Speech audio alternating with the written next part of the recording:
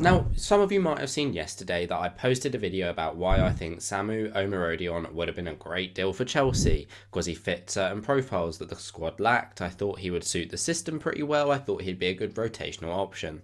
Whilst that video was uploading, this is going on. I couldn't have timed it any worse. We saw there was this whole swap deal thing going on of Gallagher to Atletico Madrid, so they were giving us Omarodion. So to fill that gap, they would then sign Alvarez, and there was a whole thing that as soon as one collapsed, there was supposedly everything would collapse. And we might be on the brink of that right now. 12 hours ago, you can see, as we've got it on screen here, there are some serious issues for the Samu Omarodion deal, as Marcos Benito has reported. Currently considered a risk, but all parties are working on it. So there's me thinking there's a little bit of hope that maybe it's a little contract issue, or maybe there's found something in the medical that they're going to resolve. No. I think all parties want the Gallagher move to go ahead, and therefore want the Alvarez move to go ahead. So they've been really trying to push for a way that this could be fixed, trying to come up with a deal that still allowed Gallagher and Alvarez to move. Let me introduce you to this man, and actually I'll give Fabrizio Romano credit.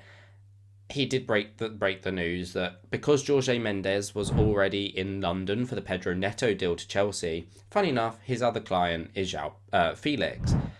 And it looks like they are in talks for that. And I actually think it's progressed even further since this whole news broke.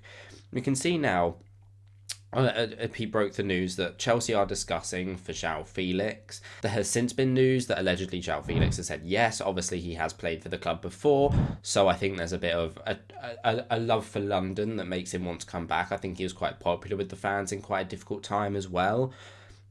I'm going to get onto my opinions on this in a second, but it looks to me as if a deal might be struck for around about the 40 to 50 million euro mark, which it's annoying because that's money that I don't think we needed to spend. I refuse to believe that there's any data backing that Chelsea had that led them to wanting this signing. It's reported that apparently the sporting directors in Paul Winstanley and Lawrence Stewart wanted to sign him last summer, but actually it was Mauricio Pochettino who said that he didn't want him and that he wouldn't fit the system. So obviously they then didn't sign him. We ended up with Nicholas Jackson.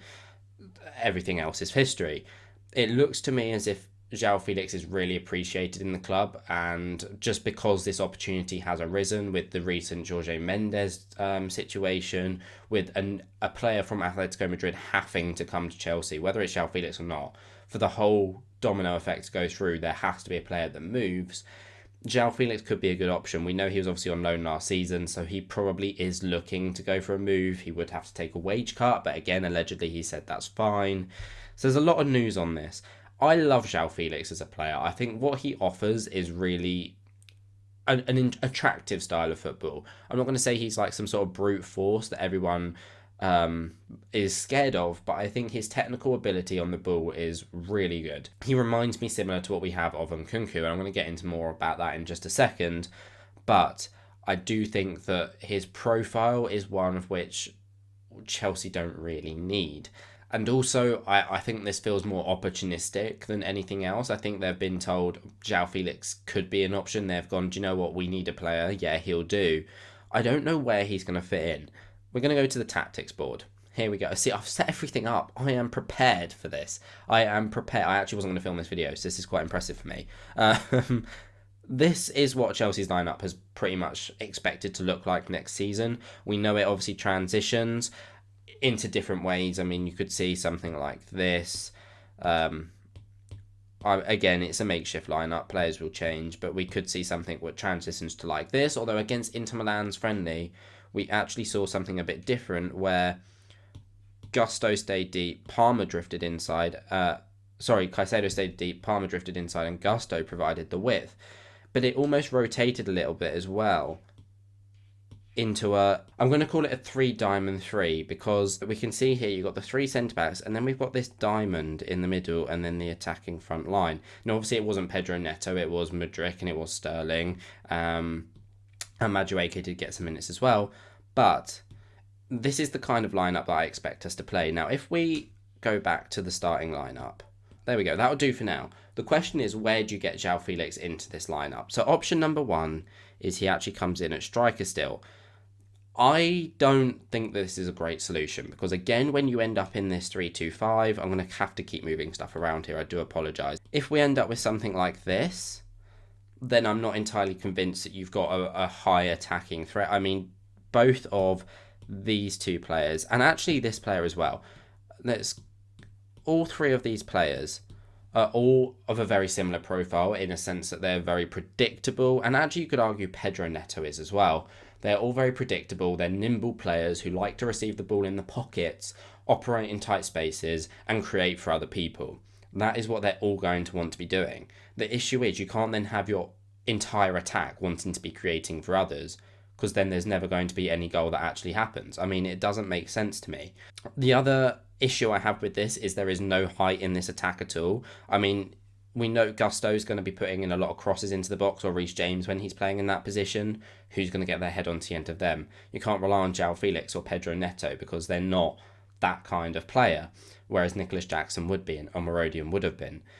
If we also go back into this kind of situation, I want to know, is Joao Felix going to be dropping deep all the time?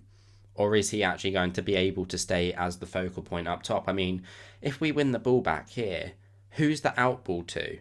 That is not a viable pass because he's not going to be able to win the knockdowns. Unless he's in acres of space, there is no physicality there to win the knockdowns. So I just don't love it. The other solution that we do have is, again, I'm bringing it back into the 4-3-3 now. He could also play in this position where Nkunku is. So obviously the likelihood is you're not going to have Palmer and Nkunku and Felix all in the pits at once. So it does create a good squad depth. I do think Felix could do this, and then you can bring Jackson back in, or arguably a different striker. Apparently Chelsea are still looking at strikers, and there's a belief that an opportunity will arise this summer. Whether that's true, I don't know. But again, as per Matt Law, we are still looking for strikers. My concern with this is I think Nkunku out of possession, when it drops back into a 4-1-4-1 shape, or 4-5-1, this is not something I want to be seeing. I don't want to see Joao Felix defending in a central midfielder position. I don't love Nkunku doing it, but Nkunku strikes me more of a hard-working box-to-box player than Joao Felix does.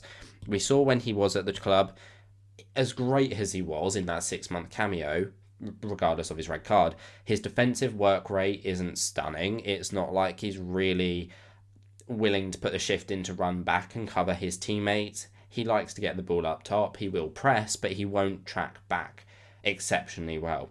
So him playing as a central midfielder is going to arguably not work. Final solution that we have, again, back into this 4-3-3, yet again, I do apologise. This is going to sound weird. Palmer goes into the midfield spot, like the Nkunku role. Neto goes out to the right, and Joao Felix, he can play off the left. The issue that I have with this then is I think that Neto's going to have a bit more defensive responsibility. I wouldn't actually be surprised if it defended more in like some sort of 4-4-2 or something instead. Or maybe it's Jackson that ends up being the one that tracks back. I don't know. That doesn't look great either, actually, looking at it. Or maybe you do still see Palmer on this side and then it defends in this kind of shape. I don't know, but I think what Felix adds also means you have to take away. And I don't... it's so difficult because personally I love him. I think he's such a good player. I would happily have him at the club, provided he suits the system. I'm surprised that if this goes ahead, is it purely because of the price? Because I don't see a way that Maresca has said yes to getting him into this system, because surely Maresca has enough brains to know that he doesn't suit this system. There is no obvious place for him to fit in. The other thing that obviously it does mean as well is it looks like if Joao Felix does come in, Raheem Sterling will leave. He's on massive wages. So how are we going to get that done? I have no idea. But there's an expectation that Raheem Sterling will leave. I don't mind that. I don't think he's been the best Raheem Sterling we've seen recently. I don't think he adds anything that someone else couldn't at the moment. He has his glimmers of moments, but for me, Raheem Sterling is one of the players that I wouldn't be mad if he left. But is Joao Felix the replacement? I don't like Joao Felix off the left, personally. I don't like it, but I also don't think he suits this system as a striker. We don't have like a Kai Havertz playing in behind him. We've got an Nkunku playing in behind him. We've got the two of the same player there, pretty much. The profiles don't make sense. You've got a lot of the same things, a lot of similar players. They all want to create, they all want to get into the pockets. Who's going to make the runs in behind? Other than Neto, I don't see the runs in behind. I just think you then have an issue where you have to force Felix into the team, and I don't actually think that in this system works. We don't need a false nine, or we don't need another false nine anyway. Personally, I don't think it's the right move, but it looks like it's going to happen. But let me know what you guys think down below. I know this video is not going to do very well because no one ever likes my Chelsea videos, but click that subscribe button down below. Thank you for watching. Let me know what you guys think. Is this going to happen, and do you think it's a good move for Chelsea? Personally, no. But anyway, thank you for watching, and I'll see you all very soon with a brand new video.